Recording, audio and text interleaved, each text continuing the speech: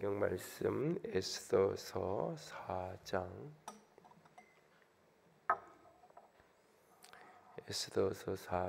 13절.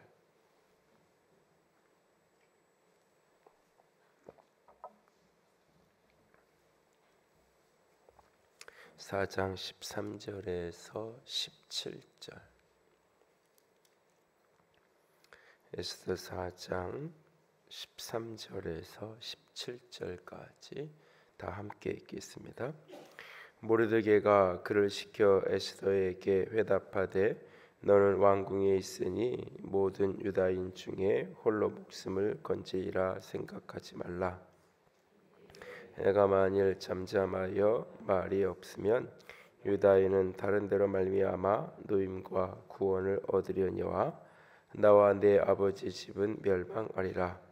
내가 왕 후의 자리를 얻은 것이 이때를 위함이 아닌지 누가 알겠느냐 하니 에스더가 모르드게에게 회답하여 이르되 당신은 가서 수산에 있는 유다인을 다 모으고 밤낮 3일을 먹지도 말고 마시지도 마소서. 나도 나의 시녀와 더불어 이렇게 금식한 후에 규례를 어기고 왕에게 나아가리니 죽음은 죽으리이다 하니라. 모르드게가 가서 에스더가 명령한 대로 다 행하니라. 아멘. 세상이 어둡고 삶이 고단하고 힘들 때면 욥기서에 했던 욥의 고백이 떠오를 때가 있습니다. 앞을 보아도 하나님이 계시지 않고 뒤를 보아도 하나님이 계시지 않고 좌우를 둘러보아도 하나님이 계시지 않는, 하나님이 일하지 않는 것 같은, 조금 전에 찬양했던 나의 길을 주님께서 아시고 단련하신 위에 정금같이 고백한다. 나 어릴 것이다 라고 하는 그 고백의 바로 앞절이 그거죠. 하나님이 보이지 않는, 그러니까 내게 보이지 않는, 내게 하나님이 느껴지지 않는, 하나님이 내게 계시지 않는 것 같은, 그런데도 나는 안다라고 말하는 거예요. 내 경험과 느낌과 이 모든 거랑 관계없이 내가 아는 것이 있는데 하나님이 나의 갈 길을 아신다. 그게 이제 욥의 믿음의 고백인데, 그 믿음이 비범한 거죠. 어떤 의미에서 내 경험과 느낌으로는 하나님이 전혀 느껴지지 않는데, 하나님이 보이지 않는데 그 속에 하나님이 나를 위해 일하시고 역사하시고, 내가 느끼는 경험은 고난이고 힘듦이고 어려움이고, 이것이 정금으로 순금으로 빚어진 것은 아직 이루어진 게 아니죠.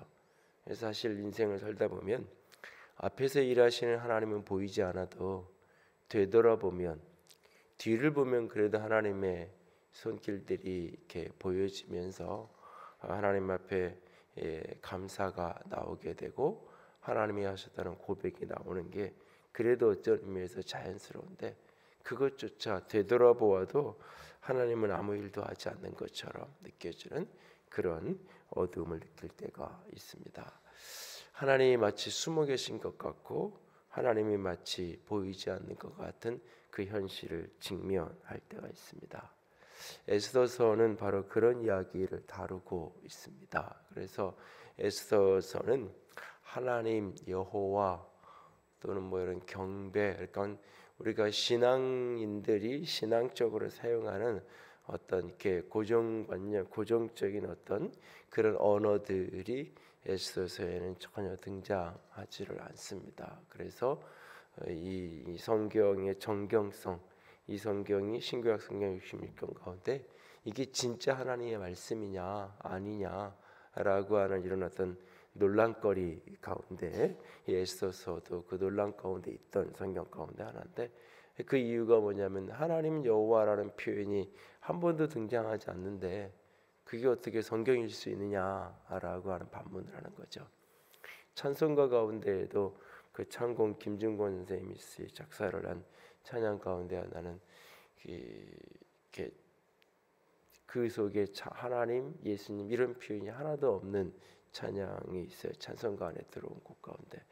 그래서 오래전에 제가 이제 청년 시절에 가르쳤던 선생님은 이제 음악을 원래 하고 그런 분인데 그거는 부르지 마라. 그거는 찬송가 안에 있지만 그건 찬양이 아니다. 하나님 여호와라는 고백이 단 한 번도 예수님 그런 말이 하나도 등장하지 않는데 가사 중에 그게 어떻게 찬양이냐 이렇게 반문을 했던 기억이 나는데요. 에스더서가 마치 그렇게 반문이 되는 게 에스더입니다. 그것은 어떤 의미에서 에스더를 기록한 사람이 의도적으로 그렇게 사용하고 있는 겁니다. 본문 속에 여호와 하나님이라는 표현을 한 번도 등장하지 않는 그 이유는 그 시대를 사는 사람들이 느끼는 정서예요. 바벨론의 포로로 끌려갔다가 많은 사람들이 이제 이 페르시아의 고레스에서 회복이 되면서 고향으로 예루살렘으로 되돌아가지만 예루살렘을 되돌아간 그들의 삶이 그렇게 편안하고 좋지만 않았던, 우리나라도 전쟁 이후에 뭐 이렇게 해방 이후에 그 만주나 사할린이나 일본이나 이런 데 이렇게 가 있던 분들 중에 많은 분들이 이 땅으로 돌아오지만 이 돌아온 삶이 어쩌면 더 힘들고 더 어렵고 해방 전후에 한국 사회에 많은 뭐 이렇게 암살이나 여러 가지 어지러운 그런 모습을 보면 돌아와서 사는 삶이 더 힘들고 고단했던, 그것보다 더 긴 세월 70년 포로가 끝나고 회복이 되지만 돌아가는 삶도 그렇게 쉽지만은 않고 그곳에 남아서 사는 삶도 좀 어려운. 근데 에스더와 지금 이 에스더서에 등장하는 사람들은 그렇게 되돌아가지 못하고 그곳에 남아 있는 사람들. 지금 뭐 사할리나 이런 데 사는 동포들이나 일본에 사는 징용으로 끌려갔다 있는 뭐 사람들이나 제일교포들, 그들의 삶이 고단하고 힘든 것, 그보다 더한 그런 어려움을 겪고 있는 시대를 살아가는 사람들, 하나님이 우리를 외면하신 것 같고 하나님이 우리를 돕지 않는 것 같은 그런 현실의 어둠을 직면합니다. 그리고 모든 역사의 주인은 아하수에로 왕, 오늘 저 페르시아의 왕에 의해서 모든 것이 쥐락펴락하는 것 같은, 이 왕이 자기 아내가 이뻐서 자기 신하들 앞에서 좀 자랑하고 싶어서 오라 그랬는데 그 말 듣지 않는다고 바로 그냥 쫓아내버리는. 그래서 그냥 가지 바로 폐위시키고 내쫓아 버리는 그런 왕, 아주 역사 속에 아주 강한 폭군으로 알려진. 그래서 위기를 만난 상황에서도 에스더가 우여곡절 끝에 왕후가 되었지만 왕후인데도 왕을 함부로 만나러 나갈 수 없는, 그 왕이 부르지 않으면 왕후여도 왕에게 함부로 나갈 수 없다면, 뭐 그런 정도라면 그 신하들이나 이런 사람들은 어떤 일이겠어요? 부르지 않았는데 가면, 뭐 부르지 않았는데 가면 만나주지 않는다 이게 아니라 부르지 않는데 가면 저거 나 암살하려고 왔다고 그냥 바로 죽여버리고 해도 아무런 하자가 없는 그런 모습이 되죠. 그러니까는 이 뒤에 이 에스더가 죽으면 죽으리라라고 말하는데, 부인이 남편 만나러 가는데 죽으면 죽으리라. 내가 한번 이야기를 해볼게요. 뭐 이렇게 될지 안 될지는 저도 모르겠어요. 내가 최선을 다해서 말하지만 남편이 들어줄지 안 들어줄지는 모르겠어요. 영부인을 어떻게 만날 길이 있어서 대통령한테 가서 이런 이야기 좀 억울한 얘기 좀 전해달라 그랬더니 그 사람은 내 말 잘 안 듣는다고, 들을지 안 들을지 내가 잘 모르겠다고, 근데 어쨌든 그래도 한번 해보겠다고. 이게 보통 이제 부부관계가 별로 안 좋고 그래도 할 수 있는 표현이잖아요. 근데 죽으면 죽으리라. 그러니까 남편을 만나러 가서 남편한테 뭐 이렇게 한마디 하는데 다른 사람 다 못 만나주고 안 만나주고 정상적인 어떤 이 의사결정의 과정을 통해서 이야기할 수 없는 관계도 그래도 부인한테 얘기하면 그래도 한마디는 할 수 있는 거 아니에요. 그런데 그 부인이 하는 말이 죽으면 죽으리라.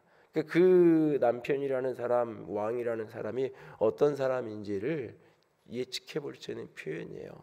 아내여도 아내가 아닌 거죠. 그러니까는 그만큼 두려운 존재, 그만큼 폭군인 그런 어떤 시대, 그 시대를 살아가는 사람들.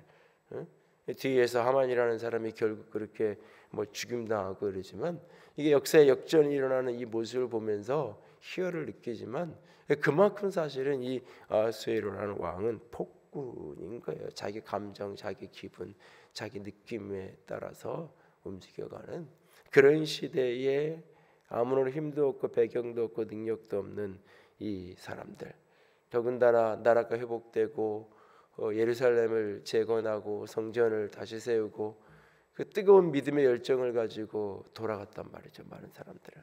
근데 돌아가지 못하고 남았어요. 다 할 말이 있고 변명할 거리가 있어요. 그러나 마음 깊은 곳에서는 있는 거예요. 나는 믿음이 없어서 못 돌아갔어.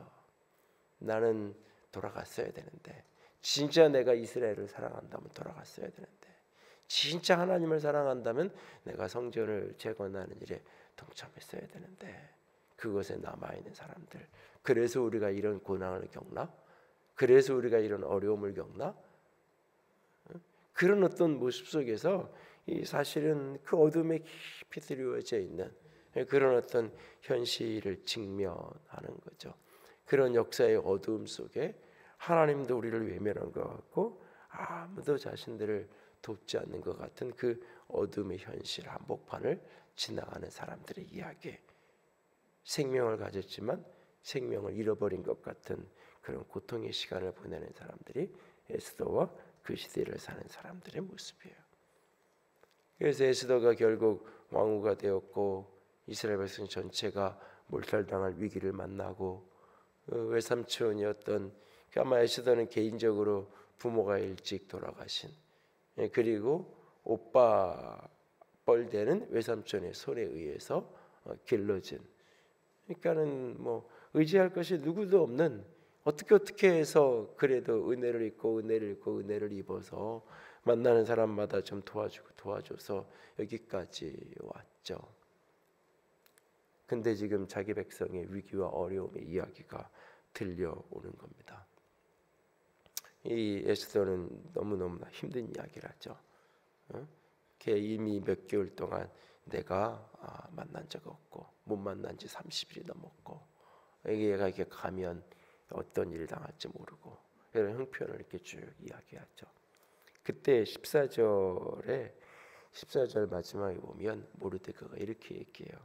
이때를 위함이 아닌지 누가 알겠느냐. 내가 왕후의 자리를 얻게 된 것이 바로 이때를 위한 건지 누가 알겠느냐. 이 말 속에는 이런 역설이 있는 거예요. 그러니까 내가 이 자리 어떤 자리에 섰을 때 이건 하나님의 나를 세운 거야. 내가 저 자리가 내가 되면, 내가 시장이 되면, 국회의원이 되면, 내가 대통령이 되면 하나님이 내게 꼭 이 일만은 이루어내라 그랬어. 그래서 나는 이 일을 이루어낼 거야. 그래서 딱 취임식하는 날부터 그 일을 막 주도적으로 막 해가요. 그러면서 거기에 만약에 그 사람이 신앙인이라면 내면에 하나님이 나한테 이 일을 하라고 이거 맡긴 거야. 그러면서 그 일을 막 이렇게 해갈 수 있죠. 그리고 때로는 그 일을 할 수 있게 해달라고 하나님께 기도도 하고, 내가 대통령이 되면, 내가 도지사가 되고 시장이 되면 이런 일을 할 테니까 나를 찍어달라고 막 그렇게 하고, 그게 됐을 때 하나님이 이 일을 하라고 나에게 맡겼어 라고 이렇게 믿고 또 그렇게 살아갈 수가 있죠. 그러니까 하나님이 내 속에 일한다는 것을 개인적으로 확신하고 느끼고 아는 거예요.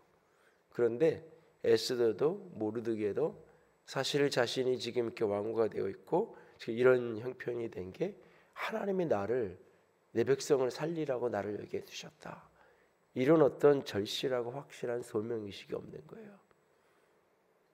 어두움의 때에 어떻게 살다 보니 우연히 내가 여기까지 굴러온 거예요. 그리고 그 속에서 하나님이 나를 도우셨다, 하나님이 일하셨다라고 하는 어떤 증거도 사실은 개인적으로 갖고 있지 못해요. 우리가 이제 에스더서를 보면 은혜라는 표현 속에서 어떤 은혜를 입는 에스더의 모습 속에서 그런 흔적들을 조금씩 이렇게 자꾸 찾아서 찾아낼 수 있지만, 에스더나 모르드게 입장에서 사실 그걸 안 보이는 거예요. 모르겠는 거예요. 그냥 어떻게 하다 보니까 내가 여기까지 온 거예요. 그런데 뒤집어서 생각하는 거예요. 이 일하라고 나를 하나님이 여기 보내셨나? 그걸 그 자리에 가기 전부터 알았던 게 아니에요. 그 목적을 가지고 기도하고 그 목적을 이루어낸 것도 아니에요. 그냥 어떻게 근근히 살다 보니 내가 여기까지 왔어요. 근데 그 자리에서 내가 만난 또 다른 일 속에서 다시 한번 붙는 거예요. 하나님이 나를 여기까지 보냈다는 확신도 없고 하나님이 나를 여기에 세우셨다는 증거도 없어요. 그런데도 되묻는 거예요. 이 일하라고 이때를 위해서 하나님이 나를 여기 보내셨나? 하나님이 일하신 증거도 보이지 않고 하나님이 행하신 역사가 나타나지도 않고 기도했더니 하나님이 내가 너 이 일하라고 여기 보낸 거야. 그러니까 너 그 일 위해서 목숨 걸어 내가 책임질게 라고 말씀해 주는 것도 아니고 아무런 하나님이 행하신 증거가 보이지 않아요. 그래도 역사의 주인은 하나님인데 나뭇잎 하나 떨어지는 게 거저되는 게 아닌데 아니잖아요. 저 폭군이라 저 왕이 저 폭군이고 악해서 그래서 저런 일이 벌어지는 거잖아요. 하만이라는 사람이 악해서 이런 일이 벌어지는 거잖아요. 맞아요. 그런데 그 모든 인간의 선택, 인간의 판단, 인간의 행함 그 너머에 하나님의 거대한 손길이 일하시고 있고 그 속에서 내가 여기까지 온 게 하나님이 이때에 나에게 무엇인가를 하라고 이때에 나를 쓰기 위해서 하나님이 여기에 나를 세운 것이 아닐까? 신앙적인 물음을 갖는 거죠. 그러니까 이 속에서 에스더가 3일 동안 나를 위하여서 금식하되라고 말하고 있어요. 사실 이제 금식과 기도, 안수와 기도 이게 사실은 별개의 개념이에요. 금식하면서 기도하는 거, 그래서 금식 기도 이렇게 붙여놓은 거고 안수하면서 기도하는 거 이렇게 붙여놓은 거지. 두 개의 별개의 개념이 붙어 있는 거예요. 그래서 때로는 함께 할 수도 있고 때로는 떨어질 수도 있어요. 기도 없이 그냥 안수, 손을 얹는 거죠. 기도 없이 금식. 여기 본문에 기도라는 표현이 등장하지 않아요. 그냥 금식하라고만 이야기를 사실 하고 있어요. 나를 위해서 금식해달라고 이야기를 해요. 나를 위해서. 왜 나를 위해서 금식해달라고 기도했을까? 왜 나를 위해서 금식하라고 말했을까? 그러면서 내가 죽으면 죽으리라고 나가겠다고 이야기하고 있어요. 지금 벌어진 이 일이 내가 이 자리에 선 것이 하나님이 나를 여기에 두셨다라는 그 믿음이 생겨지게 해달라. 보이지 않는데 느껴지지 않는데 어렸을 때 고아가 돼서 외삼촌 손에서 자라면서 하나님이 누구 나를 얼마나 도와주셨다고 어떻게 하다 보니 내가 여기까지 온 거지. 하나님이 내게 해준 일 뭐 있다고. 내가 지금 이런 상황에서 생명 걸고 내가 나아가서 이 일 속에서 자기 생명을 지켜달라고 지금 나를 위해서 기도해달라는 말이 아니죠. 왜 이스라엘 백성이 지금 죽게 자기들이 다 죽게 생긴 사람인데 에스더가 갔는데 죽지 않게 해달라고 어떤 의미에서?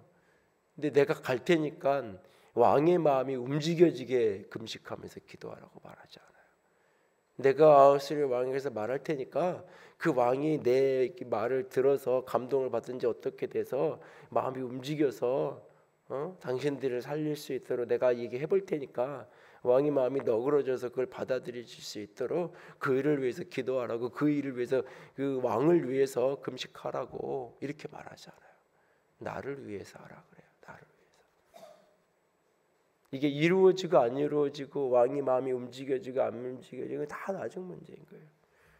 중요한 건 이 일이 여태까지 하나님이 나를 여기까지 도우셨다는 고백이 중심이 없는데 입에 발린 소리를 할 수 있지만 중심에는 없는데 지금 이 순간 내 인생의 모든 걸 걸고 위험한 일을 감행한다.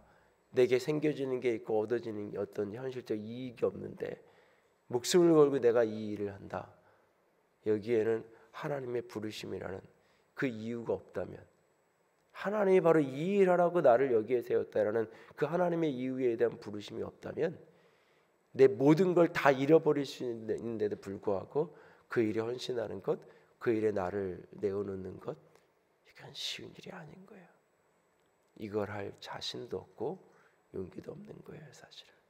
그래서 나를 위해 금식해 주십시오. 나를 위해 금식해 주십시오. 그리고 백성들도 금식하고 에스더도 금식하고 그리고 나아가는 거죠. 그 속에서 에스더는 다짜고짜 가서 이야기하는 게 아니에요. 이후에 5장, 6장을 보면 아주 지혜롭고 사력 있게 그 문제를 하나하나 묶인 매듭을 풀고 풀어가는 그런 모습들을 뒤에서 우리는 보게 되죠. 그러니까 이 모습을 이렇게 보면서 이때를 위함이 아닌지 누가 알겠느냐, 이 표현이 쉬운 표현이 아닌 거예요.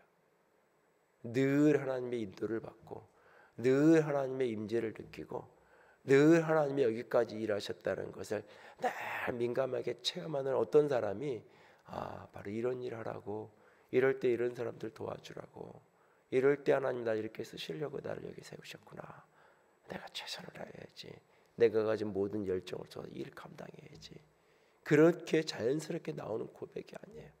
하나님이 나에게 해준 게 아무것도 없다고 느끼는데 하나님을 위해서, 이때를 위해서 내가 뭔가를 한다. 참 어려운 거예요.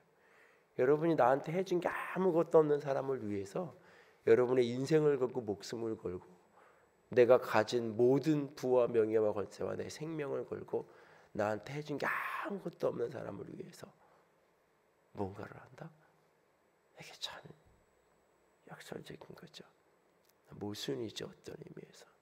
그런데 그 순간 아무것도 해준 것이 없다고 느꼈는데 그 순간 그 너머에 있는 하나님, 너머에 있는 하나님의 일하심, 역사의 주인 되심이 보일 때, 믿어질 때, 그것을 생각할 때 일어나서 걸어가게 되어 있는 거예요.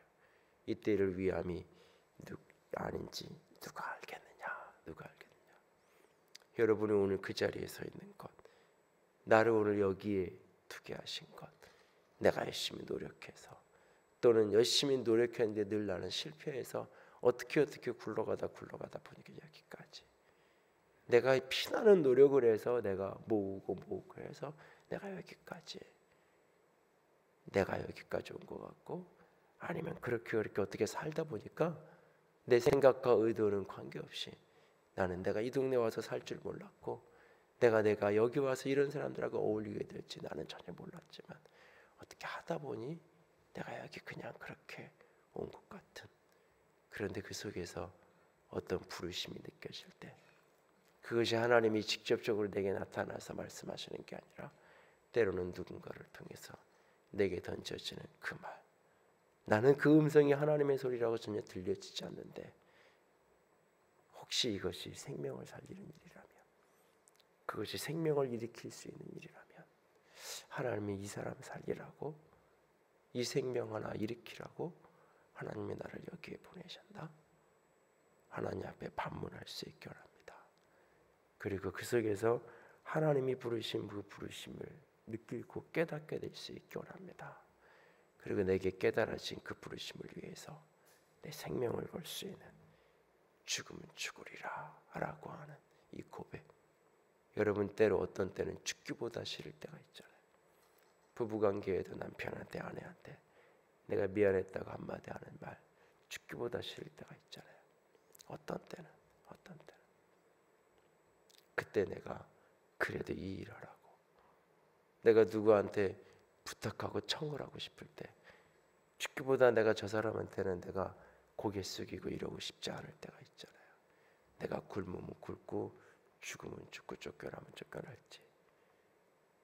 그런데 때로는 그것이 생명을 살릴 수 있다면, 내 가정을 살릴 수 있고 내 교회를 살릴 수 있고 내 곁에 있는 한 영혼을 살릴 수 있는 일이라면 그 일을 위해 죽기보다 싫은 어떤 일을 주님께서 내게 하라고 말씀하실 때, 총칼이 들어와서 죽기보다 싫은 게 아니라, 죽을 위협을 느끼는 게 아니라 내 자존심이, 내 체면이 때로는 죽기보다 그 길은 가고 싶지 않고 그 손은 내밀고 싶지 않은데 주님이 내게 그 일을 하라고, 내게 그 발을 떼라고 말씀하실 때, 그 말씀이 누군가 이웃을 통해, 친구를 통해, 형제를 통해 내게 주어질 때, 이때를 위함이 누가 알겠느냐, 그것이 보여지고 깨달아지는 저와 여러분이 될 수 있기를 원합니다.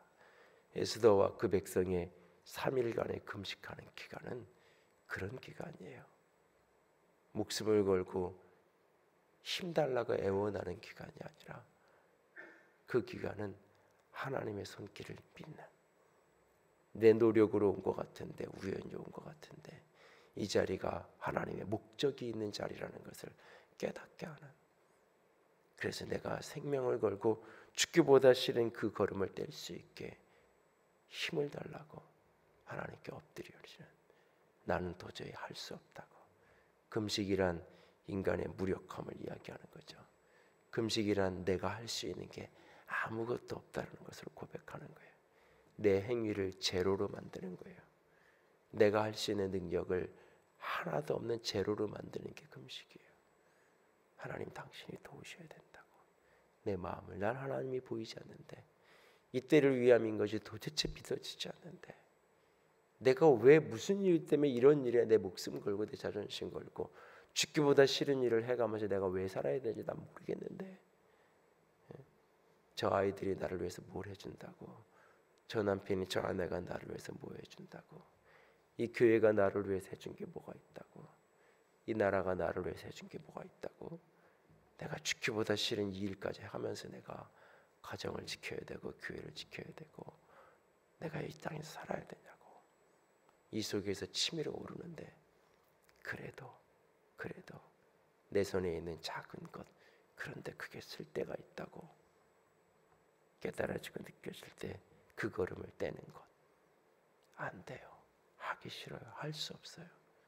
그럴 때 에스더처럼 금식하며 엎드리고 주님의 부르심에 순종할 수 있는, 그래서 구원의 통로가 되어지고 역전의 통로가 되어지고 생명을 살리는 문을 열 수 있는 저 여러분이 될 수 있기를 원합니다. 이때를 위함인지 누가 알겠느냐. 살면서 늘 이 물음을 기억할 수 있기를 주님의 이름으로 부탁을 드립니다. 함께 찬양합시다. 주님 다시 오실 때까지 나는 이 길을 가리라. 좁은 문 좁은 길 나의 십자가 지고.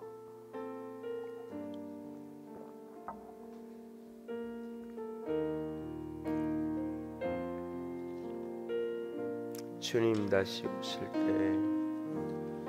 주님 다시 오실 때까지 나는 이 길을 가리라. 좁은 문 좁은 길 나의 십자가 지고 나의 가는 이 길 끝에서 나는 주님을 보리라. 영광의 주님 나를 맞아 주시리. 주님 다시 오실 때까지 나는 일어나 달려가리라. 주의 영광 온 땅 덮을 때 나는 일어나 노래하리. 내 사모하는 주님 온 세상 부주시리라. 내 사모하는 주님 영광의 왕이시라. 한 번 더 찬양합니다. 주님 다시 오실 때까지, 주님 다시 오실 때까지 나는 이 길을 가리라. 보이지 않아도 깨달아지지 않아도 좁은 길 나의 신 작아지고 나의 가는 길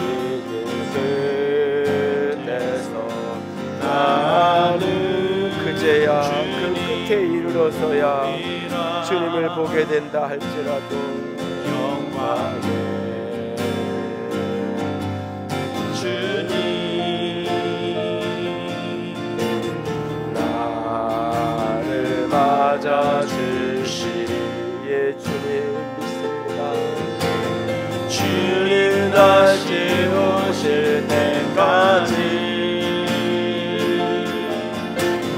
나는 일어나 달려가리라. 주의 영광 온 땅 덮을 때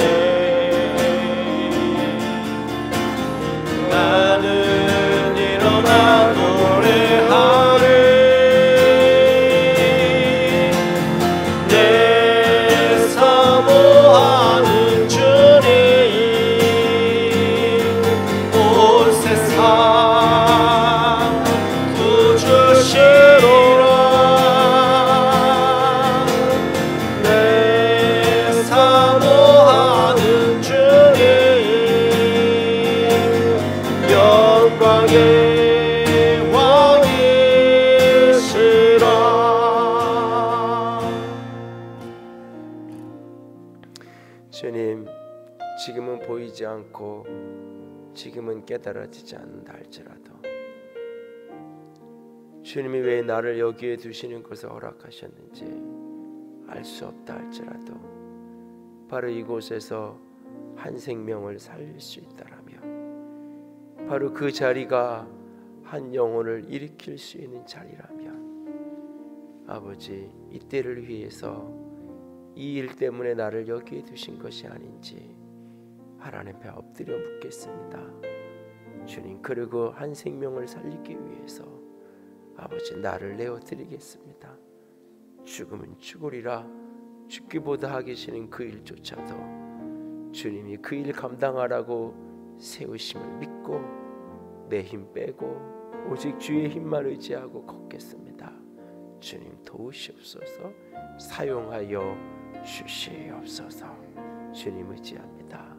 우리 주님 예수님 이름으로 기도드렸습니다.